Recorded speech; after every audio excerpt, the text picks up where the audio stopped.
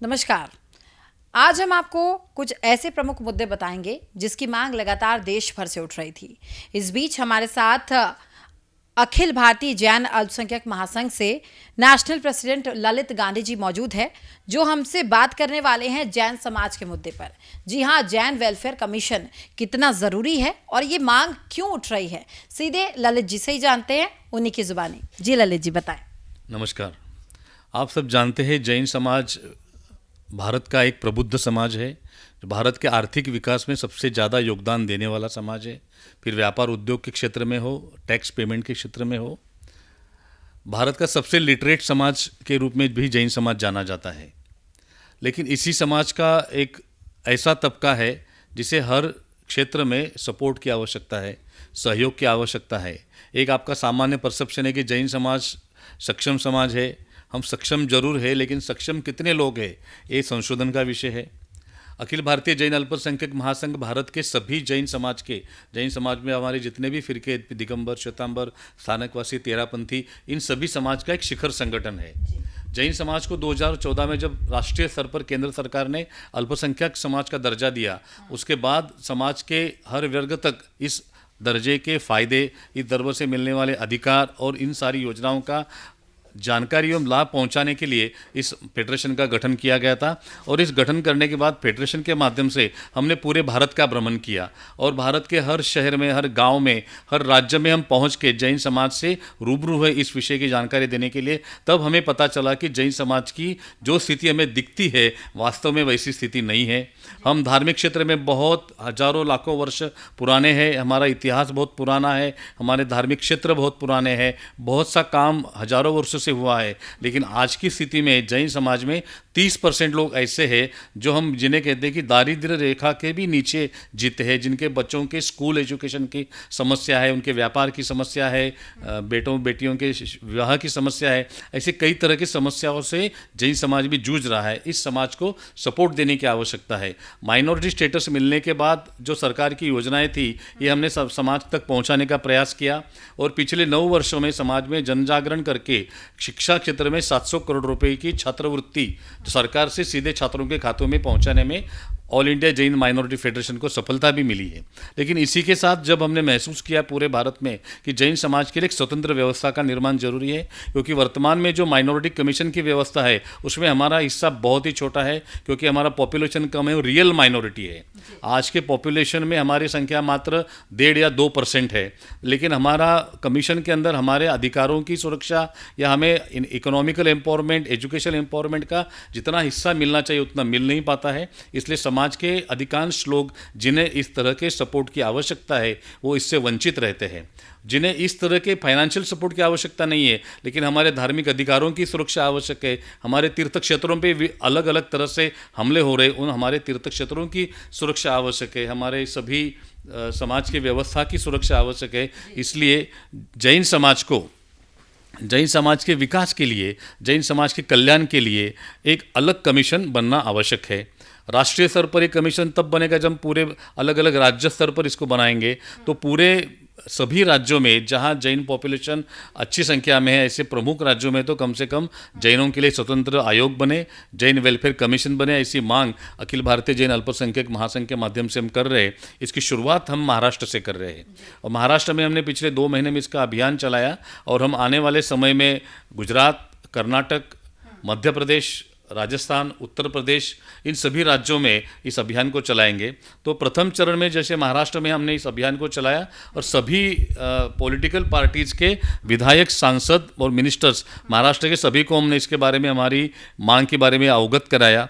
अब तक आज हम आपसे बात कर रहे सुदर्शन चैनल के माध्यम से महाराष्ट्र के चारों पार्टियों की मिला के 150 विधायकों ने लिखित में जैन समाज की इस मांग का समर्थन किया है। महाराष्ट्र के 20 सांसदों ने लिखित में इस मांग का समर्थन किया है। 9 मिनिस्टर्स ने लिखित में इस मांग का समर्थन किया है। इसलिए हमारा आग्रह है महाराष्ट्र सरकार से एवं सभी राज्यों की सरकार से, जैन समाज देश के विकास में अपना योगदान दे रहा है, राज्य के विकास में अपना योगदान दे रहा है, आगे भी देगा, फिर वो सामाजिक क्षेत्र में हो, आर्थिक क्षेत्र में हो, विकास के क्षेत्र में हो।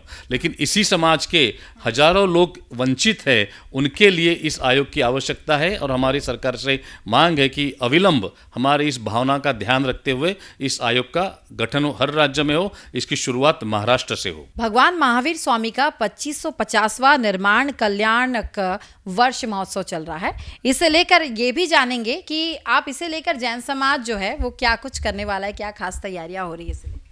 आप जानते हैं भगवान महावीर जिन्होंने पूरे विश्व को अहिंसा और शांति का संदेश दिया, अपरिग्रह का संदेश दिया। आज से 2500 वर्ष पहले उन्होंने बताया कि किसके किसके अंदर जीव है, हर जीव की रक्षा करो।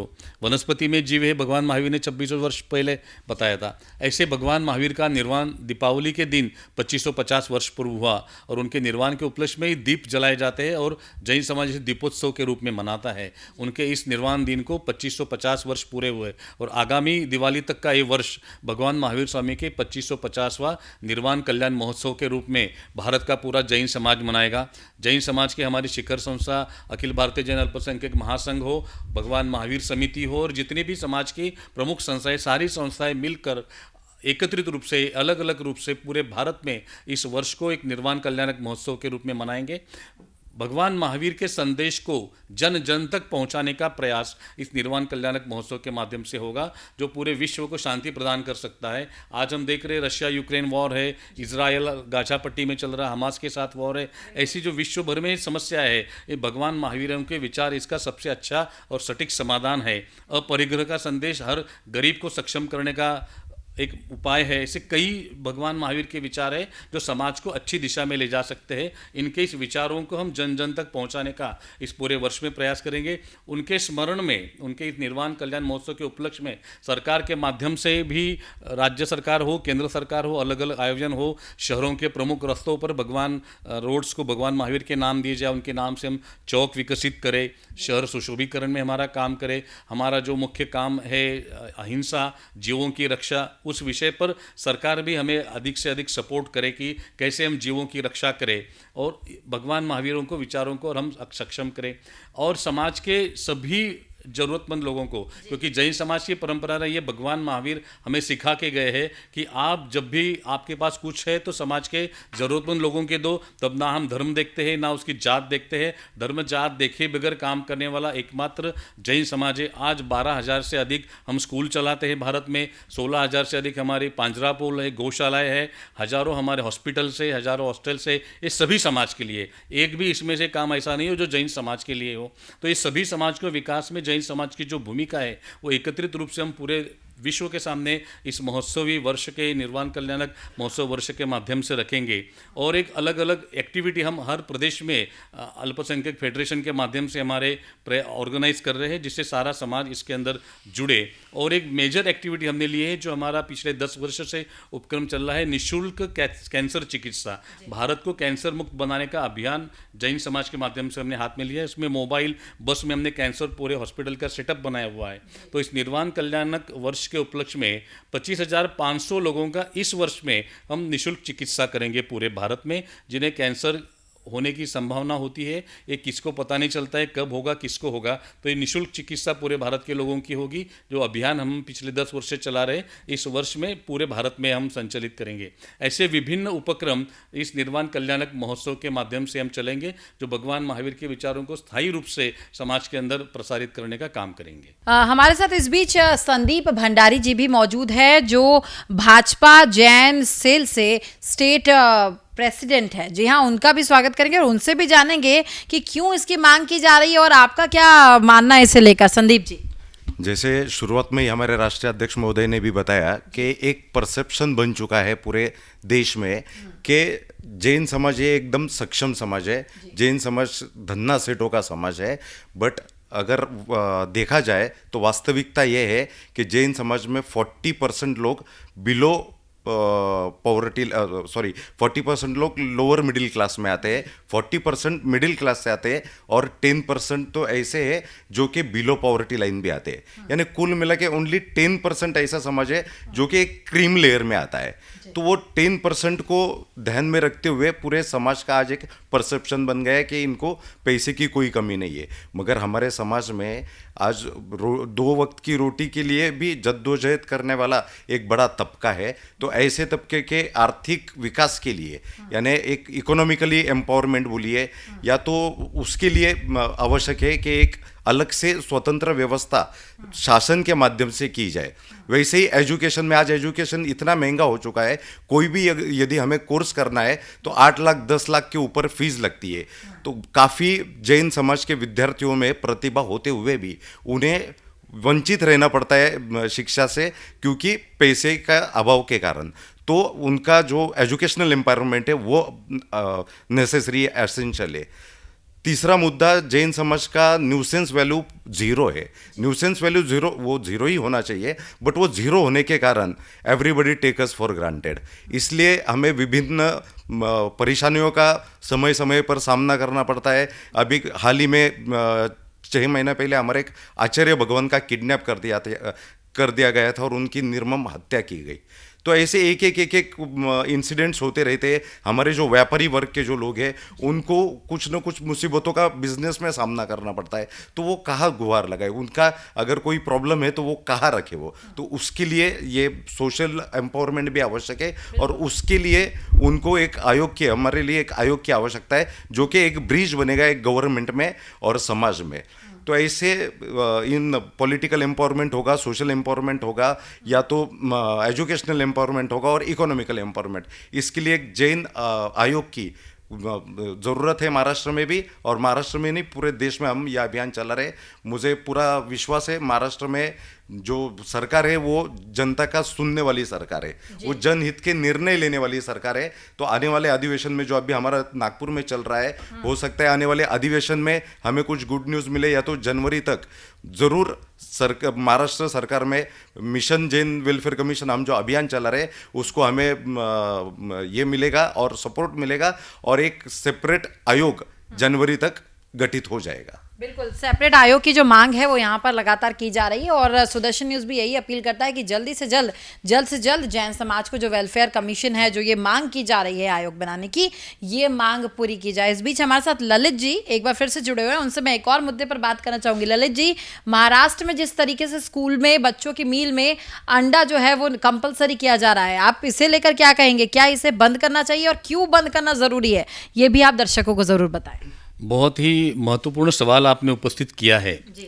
अभी जैसा महाराष्ट्र की सरकार के बारे में एक परसेप्शन है कि एक जनता विमुख निर्णय लेने वाली या जनता की भावनाओं का ध्यान रखने वाली सरकार है, लेकिन कहीं ना कहीं यह निर्णय लेते समय जनता को ध्यान बाजू में रख के किसी और इंटरेस्ट को प्राधान्य देके महाराष्ट्र के शिक्षा विभाग ने एक अत्यंत ही गलत निर्णय लिया है। 7 नवंबर से इस निर्णय को इम्प्लीमेंट करने का आदेश सरकार ने जारी किया, जिसमें स्कूल के बच्चों को जो मिड डे मील दिया जाता है, हालांकि वो केंद्र सरकार पुरस्कृत योजना है, लेकिन राज्य सरकार अपने विचारों को थोप रही है। विशेष रूप से शिक्षा विभाग के आला अधिकारी एवं शिक्षा विभाग के मंत्रियों को मैं पूछना चाहता हूँ कि उनका दिमाग ठिकाने पे है क्या नहीं। ऐसी शंका हमें प्रतीत हो रही है कि पहली कक्षा में पढ़ने वाला बच्चा, दूसरी कक्षा में पढ़ने वाला छोटे छोटे बच्चे क्या समझ पाएंगे कि वो क्या खा रहे। आप अंडे के बुर्जी, अंडे का आमलेट, अब ये स्कूल है क्या होटल बना रहे हैं आप? और क्या खाना है बच्चों ने, उनके घर के संस्कार है, उसने धर्म के संस्कार है, उन संस्कारों की आप हत्या कर रहे हैं। और अंडा खिला के बच्चों को भ्रष्ट करने का एक जो निर्णय लिया है सरकार ने, वो महाराष्ट्र के तमाम वारकरी संप्रदाय ने इसका विरोध किया है, तमाम शाकाहारी संगठनों ने इसका विरोध किया है, और जैन समाज का राष्ट्रीय अध्यक्ष होने के नाते मैं भी इसका कड़े से कड़ा विरोध करता हूं। और सरकार अगर ये निर्णय तुरंत वापस नहीं लेती, जो हमने मांग सरकार के पास रखी है, तो हम बहुत बड़ा आंदोलन पूरे महाराष्ट्र में करेंगे। हम सरकार को भेजेंगे मिलेट्स। प्रधानमंत्री नरेंद्र मोदी कहते हैं कि सबको मिलेट्स खिलाओ, मिलेट्स का प्रचार करो, मिलेट ईयर है, और प्रधानमंत्री एक बात कहते हैं और हमारे राज्य सरकार का शिक्षा विभाग कुछ और कर रहा है। जो बच्चों के विकास होने के लिए मिलेट्स जरूरी है, फ्रूट्स उपयोगी है, ड्राई फ्रूट्स उपयोगी है। आपको अगर बच्चों का विकास ही सही मायने में करना है तो अच्छी चीज़ें खिलाओ। आप अंडे खिला के उन्हें भ्रष्ट क्यों कर रहे? उनका धर्म भ्रष्ट होगा, उनकी संस्कृति भ्रष्ट होगी, उनके विचार भ्रष्ट होंगे। इतना ही नहीं, विश्व के कई विकसित देशों का संशोधन है कि बच्चों के विकास के लिए अंडा सबसे ज़्यादा नुकसानकारक है। जो भारत की बच्चों की प्रतिभा, भारत के युवाओं की प्रतिभा विश्व के सबसे अच्छे प्रतिभाओं में गिनी जाती है। क्या हम हमारी प्रतिभा खत्म करना चाहते हैं? कोई ये जागतिक षड्यंत्र है, उस षड्यंत्र का भाग के रूप में सरकार के माध्यम से यह निर्णय लिया गया है, ऐसा हमारा मानना है। तो हमारा सरकार से अनुरोध है और अब इसके विरोध में आंदोलन करेंगे। आने वाले 15 तारीख तक अगर सरकार ने कोई निर्णय नहीं लिया तो राज्य के हमारे सभी जिलों से, सभी गांवों से हम राज्य के शिक्षा मंत्री को मिलेट के पैकेट भेजेंगे 50-50 ग्राम के। आप अंडे खिलाने के बजाय हमारे पैकेट बच्चों को खिलाओ, जिससे बच्चों की सुदृढ़ता बढ़ेगी, उनके विकास होगा, बौद्धिक विकास होगा और विश्व में सबसे अच्छी प्रतिभा जो भारतीय युवाओं की है वो बरकरार रहेगी। बिल्कुल, तो ये बेहद महत्वपूर्ण बात आज ललित जी ने कही, क्योंकि बच्चों को वेजिटेरियन होना चाहिए, ना कि नॉन वेजिटेरियन। क्योंकि आप शाकाहारी फूड से जो आपको एनर्जी मिलती है वो मतलब जो मांसाहारी फूड है उससे नहीं मिल पाती है। और ये निर्णय पर सरकार को भी एक्शन लेने की ज़रूरत है। मैं कैमरामैन जीतू के साथ स्मारिका ठाकरे, सुदर्शन न्यूज़, नोएडा।